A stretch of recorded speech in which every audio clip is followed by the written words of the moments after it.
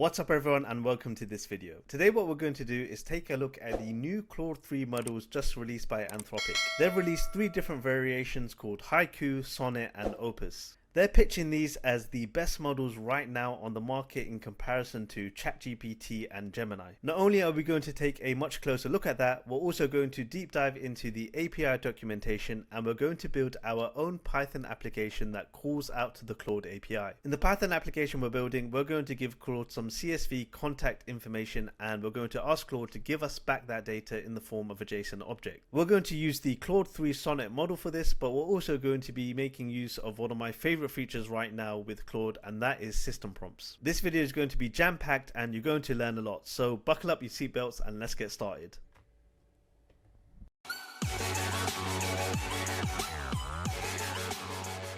Okay, so I'm on Anthropic's website, and as you can see they've released an article talking about Claude 3, the different models and their capabilities. I highly recommend that you give this article a read later on. I'll link it in the description below, but what we'll do is we'll go through it together now and hopefully this will give you a quick snapshot. If you scroll down, what you can see is the model family, and what they've done is they've given you a chart depicting the different models and costs. So as you can see on the bottom, they're going to be charging per million tokens, and Claude 3 Haiku will be the cheapest, Sonnet will sit in the middle, and Opus will be the most expensive. This is just worth keeping in mind, especially if you're building an application. Understanding each one of these models and their costs is definitely going to be important, especially if you're building an application that you're going to be deploying to production. Now if you scroll further down below, this is where it gets pretty interesting. On the top you can see the different Claude 3 models and they're comparing it against GPT-4, GPT 3.5 and Gemini. So on the left hand side you have the different categories that these models have been tested. So prompts related to undergraduate level knowledge, multilingual math, code, etc. And then what they've done is they've given you the level of accuracy as a percentage. So in this instance Claude 3 Opus was able to produce a 60.1% accuracy for math problem solving. By the way, when you see 0 shot, 3 shot, 5 shot, essentially what this is referring to is the number of additional examples that was given for this test. So when I say examples, I'm just referring to additional training data. So in this example, no additional training or labeled training data was given. So that's why you see a 0 shot accuracy. But in other examples, you can see here 3 shot, which basically means 3 examples were given and it was able to produce an 83.1% accuracy. Now what I find very interesting, and of course as developers what we care about, is code related prompts. So think of these as prompts like, Claude build me a website from scratch, or look at this code and tell me what's wrong with it. These are all to do with code related prompts, and as you can see, Opus actually performs really well. Here it's showing 84.9%, and if you compare that to ChatGPT, which has very measly scores, Gemini definitely has performed better for me, and it's just something that I've noticed as I've been using these models when it comes to day-to-day software engineering. Now, if you scroll further down, they're talking about near instant results, so they're essentially saying Claude 3 models can power live customer chats, auto completions and data extraction, and of course these are going to be relevant especially for your business, or even if you're a developer and you just want to build an application that you want to deploy to production. Claude 3 models are definitely worth taking a look at. Now for me, the most interesting area is this strong vision capabilities. And essentially what they're saying is that Claude 3 models have been baked in with being able to deal with a wide range of visual formats. So like photos, charts, graphs, and technical diagrams. I'm really excited about this because I did watch a video earlier on released by Anthropic on their YouTube channel. Again, something else that I'll link in the description below. And in that video, what they did is they got Claude to take a screenshot of a Google search showing GDP data for the US, and they asked Claude to look at this chart and kind of figure out as best as possible the different readings for each data point, and it did a pretty good job. So that level of recognition is definitely exciting, and I do look forward to how some of the other models are going to be improving upon this, but Claude 3 definitely looks pretty exciting, especially based on these benchmarks. Now they have more detail about fewer refusals, which is definitely quite a hot topic when it comes to working with LLMs, improved accuracy, and this is one section that is again another interesting area. Now when we talk about long context and near perfect recall, what we're talking about is Claude's ability to be able to recall information, and what they've done is they've paraphrased it as finding the needle in a haystack. Let's say for example we gave Claude a couple hundred PDFs and we prompted it to look at these PDFs and find some answer to a question that we have. This requires Claude to be able to look through this vast amount of data and recall the exact piece of information. Now, if you scroll further down below, they have a bit more about responsible design. They talk more about how much each one of these models will cost. What they do mention is that Claude 3 Haiku, which will be their cheapest model, is the most compact one and it provides near instant responsiveness. Right, so I'm on the Anthropic API documentation, and in my last video, I'll link it below, I did go through this and I have noticed that they've made some improvements. On the left hand side, I do remember this was quite convoluted. There were a lot of links here, but now they've added collapsible sections. This is really nice because it shows that they're constantly updating their API documentation. Even though it is in beta phase, they know that developers will be using this, relying on it, especially as they build applications and eventually deploy them to production. Now I'm going to jump straight into the API reference because that's where we're going to be spending most of our time. Now, to be quite frank, there isn't much here with respect to the API documentation compared to other products and services. Usually these API documentations contain a lot more, but that's totally fine. What we'll do is we'll go through the relevant sections. We won't spend too much time here, but it's good to have an overview of the relevant sections for you, especially if you're considering building an application that you're going to deploy eventually to production. So in this getting started section, they show you how you can use curl to issue a request out directly to the API, and all you need to do is provide the header. So as you can see in the getting started section, what they've done is they've provided a really easy way on the terminal for you to directly ping the API or call the API with the Anthropic Claude API key. The error section is definitely one that you want to familiarize yourself with. These are standard HTTP errors,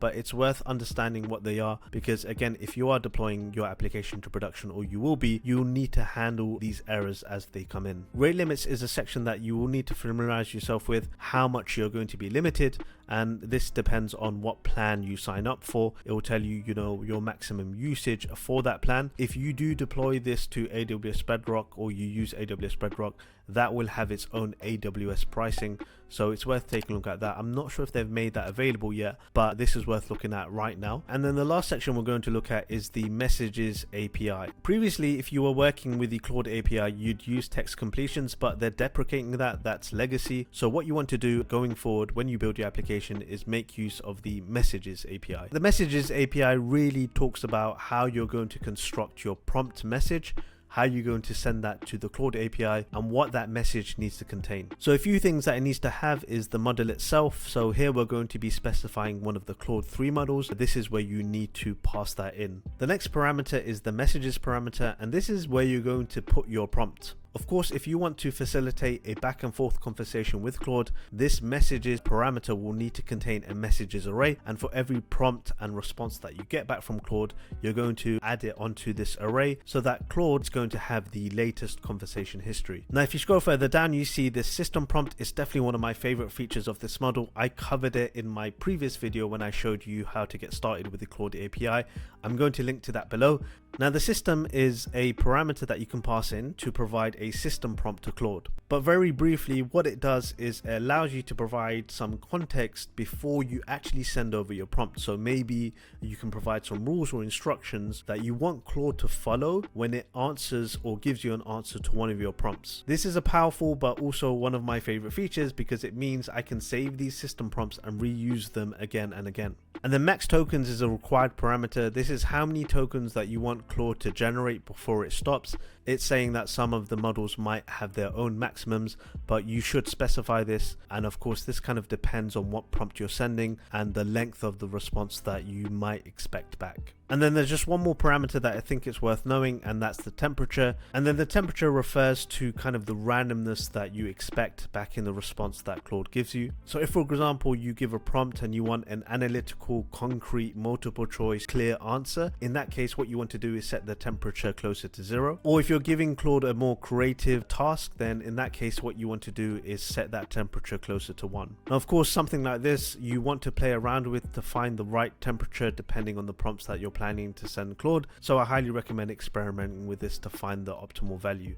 And the last thing worth noting is the response that you can expect to get back from Claude when you send it over a prompt. Here you can see the response itself in terms of the text will be racked prompt in the content key. So you're going to get a JSON response back. Text itself will be in the content key, and it will be an array. So if you do have a back and forth conversation, this will have more than one item, but in this case we only have one response, and the text will be in this text key. And then you just have a few more bits about what model was used, role, which is assistant, which refers to Claude, so this is the response that Claude is giving you, and they give you a bit of information about how many input tokens were used for that prompt and the output tokens that were returned back. Now there's just one more section that I want to go over, and this is a new section that I've just noticed on the Anthropic API page, and that is the prompt library. Now the prompt library is a new collection of prompts that Claude have added here, which shows you a dozen different prompts that you can use for your own application. I really like this because a lot of these are actually quite relevant to what you might do on a day-to-day basis, and you might find what you're after here, so you don't need to write the prompt yourself. Here you can see they have SQL generators, you have prompts for LaTeX, you have prompts for creating challenging tongue twisters, whatever it might be. They've also categorized it by play prompts, you know, if you're having fun with Claude, also work prompts if you're actually trying to do some work with Claude. But this collection is really nice. You can see prompts that have been used, and of course because they're provided by Anthropic, I'd imagine they're pretty good.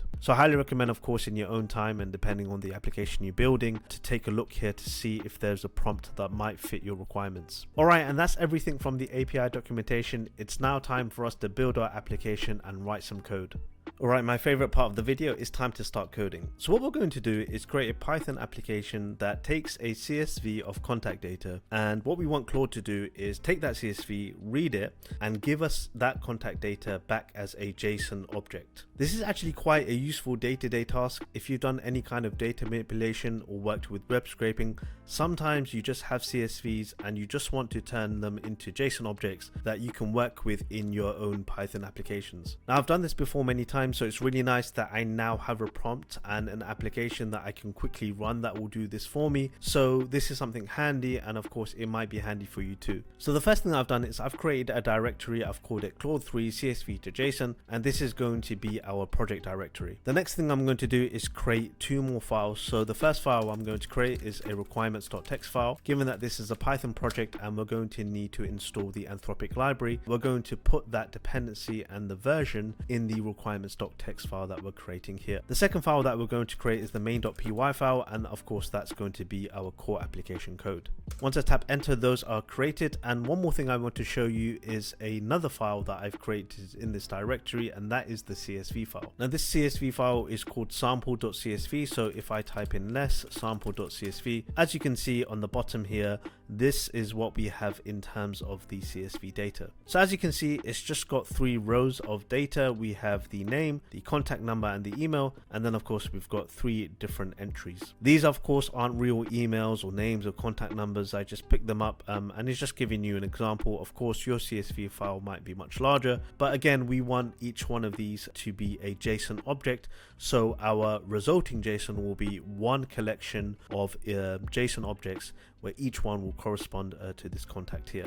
Alright, so I'm out of that now, and I'm going to be using NeoVim for this tutorial. You can use any code editor that you like. So I'll open it up there, and then I will open up the main.py file, which is empty. Okay, so let's start off by importing some libraries that we're going to use. These are built in, so the first one is CSV, second one is JSON, and the third one is OS.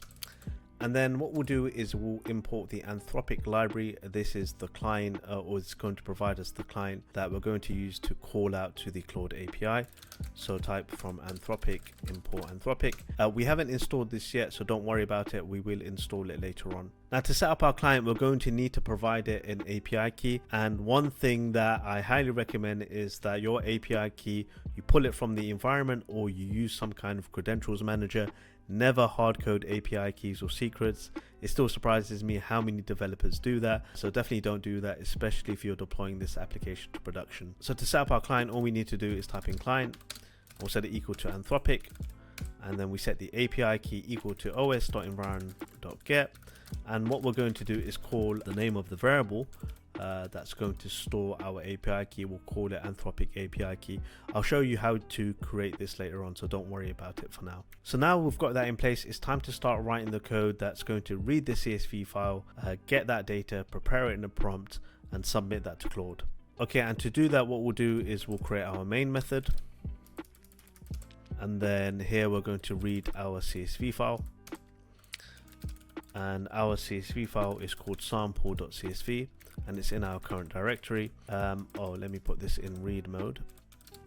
Okay, and then we're going to read it as f, and then what we'll do here is we'll keep it simple. We'll call it CSV string is equal to f.read, and this will just be a string of our entire CSV file. Okay, so the next thing we want to do is now pass this CSV string to a method that's going to call out to the Claude API, or we'll have a response variable, and it's going to be the result of calling this method that we haven't yet created, and we're going to set prompt is equal to the CSV string, and then the system prompt is equal to system prompt. We haven't yet created that, but that's fine. And then up above here, what we'll do is we'll create that method. So submit prompt, the prompt itself, and the system prompt. And then what we'll do is, this is the method that we're going to use. The client is going to take the prompt, which is the CSV string, is going to take a system prompt, and it's going to submit it to Claude, get back a response, and then we're going to return it back from this method. Okay, so what we'll do is we'll create a response variable, and we're going to set that equal to the result of calling client, which we created earlier, messages.create. And this is the method that's going to allow us to create and submit a prompt to Claude. The first parameter that we want to set is the model itself that we want to use, and since that we're going to be using Claude 3, let's enter that. So I believe it's Claude-3-Sonnet, and then it's 2024-02-29. That is the release date. If we had the option, we would actually be using Claude 3 Haiku, but it's not yet available. Sonnet is the one that sits in the middle. Haiku again is the cheapest one. Opus is the most expensive. Sonnet sits right in the middle for this, so that is fine. And then the next thing that we want to do is set max tokens equal to 1024. So the maximum number of tokens that we want Claude to return, or we expect it to return, but 1024 is more than enough. It probably won't get anywhere close to that, especially for this. Then the next thing that we want to do is set the system parameter equal to the system prompt. We haven't yet created this. I'm going to create this right at the end, but this is how you pass in a system prompt. The next parameter that we want to set is temperature, and we're going to set this equal to 0 because again we want a concrete response. We don't want anything creative, and so 0 is the right value for that. And then the last thing that we need to do is actually set up our prompt. So to do that, we're going to give or pass in a messages array, and here we're going to pass in 2 items. Now each one of these items has to be an object, and it has to correspond to the role. So the role that we're going to be utilizing, the first role of course is the user role, and that is us. That's going to be submitting the prompt. So the role is user, and then what we do is we set the content equal to the prompt itself, and we've already got that given by the function parameter here. So that looks good. So that is going to be our core prompt. And then the next thing we're going to do is same thing, but instead of the role being user, it's going to be assistant, right? And in terms of the content is going to be set equal to, this may look strange, but it's going to be set equal to an open curly bracket. So you're probably asking the question, why are we doing this? Why do we need to pass in the second object? And the reason why is, even though in the system prompt that we're going to create, we're going to tell Claude, you know, here is our CSV data, we expect a JSON object back. But on top of that, what you can also do is dictate exactly what structure that you want Claude to give back. And you do that by passing this additional object. I've seen many examples of this in prompts, as well as their prompt engineering guide on the Anthropic documentation. And this is how they've done it. So again, I highly recommend that you check out that documentation. You can see many examples, but when you want Claude to give you back a JSON response, this is what you need to do. Just provide this additional object, set role equal to assistant, and then set content equal to an open curly brace. And then the last thing that we need to do is we need to return the response back, the content of the response itself, right? So we know that we're going to get back an array in the content key, and we know that we're only going to get one message back. So let's return back the first message, which is going to be the only message, and then we're going to return the text back in there. And then what we can do is come down below here, and then we can print out that response onto the screen. Okay, so we just did one more thing before we can run this application, and that is to set up the system prompt. So The system prompt itself, what we'll do is we'll call it system prompt. It's going to be a multi-line string, and in that string what I'm going to do is here we're going to tell Claude that we're going to give you a CSV file, and what we want you to do is give us back a JSON object. Okay, so the last thing that we need to do before we can run this application is set a value for our system prompt. So I'm going to do that by creating a variable called system prompt, and then we're going to set that equal to a multi-line string. And in this system prompt, what we're going to do, say to Claude, we're going to give you some CSV data information, and what we want you to do is give back that contact information in the form of a JSON object. So you are going to be given CSV data in the form of a string, CSV contact information data, and then what we'll do, we'll say you will pass and transform that data into a JSON and return as a JSON object. So I think that should be more than enough. We'll see if it works, but I think that's everything that we need to run the application. Right, so let's save and give this application a run. So one thing that we need to do is set up a virtual environment, and in that we're going to install our requirements, and we only have one requirement for this, which is the Anthropic library. And then what we need to do also is create our Anthropic API key and put that in the local environment. So let's do all of those things. All you need to do is type in Python 3-m venv, and then we're going to call our virtual environment.venv. So that should be created, and if I type ls-a, you can see a folder has now been created for our virtual environment. The next thing we want to do is add our requirement to install Anthropic into our requirements.txt. I'm not actually sure what version is available, so let's actually check that. So if I type pip install Anthropic equals, it's 0.19.1. so let's echo that out into the requirements.txt file, copy that from here, and then that's how we're going to put it in the requirements.txt file. So now if I type less requirements.txt, as you can see, there is only one entry. That's exactly what we want. We need to activate our virtual environment.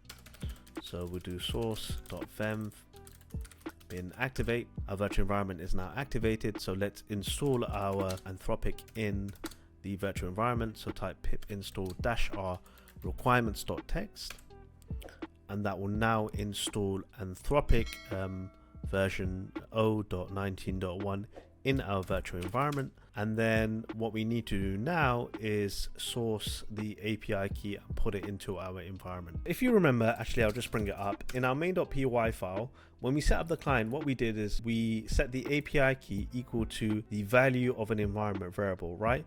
And the environment variable is called Anthropic API key. What we need to do to set that in the environment is type in export that environment variable, the name of that environment variable, followed by the equal sign, and then what you do is you'll paste your API key here.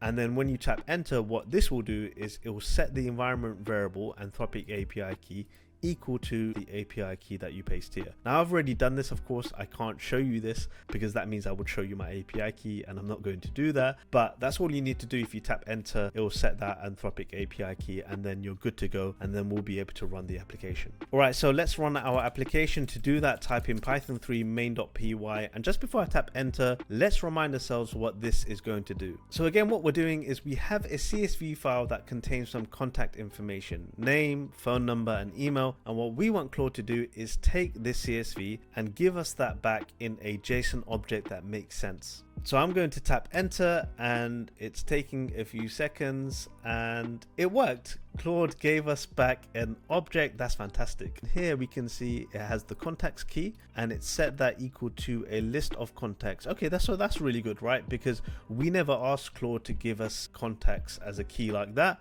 and that's really good. That's like the power of the LLM right there, right? So that's fantastic. That's really handy, and I'm looking forward to actually giving this a try with other CSVs, because this is going to be especially useful for me when I build out my own applications. But yeah, fantastic. That worked. In this video, we looked at the new Claude 3 models, we deep dived into the API documentation, and we built an end-to-end Python application that calls the Claude API. We've reached the end of the video, and just before you go, I do have one request. I'm trying to teach you programming with fun and interesting projects like this, so if you did enjoy it, please do smash that like button and of course subscribe for more videos. That's a lot for one video, but if you do have any more requests for Claude API related videos, just let me know in the comments below. Thanks a lot for watching, have a lovely rest of the day, and I'll see you in the next one. Peace.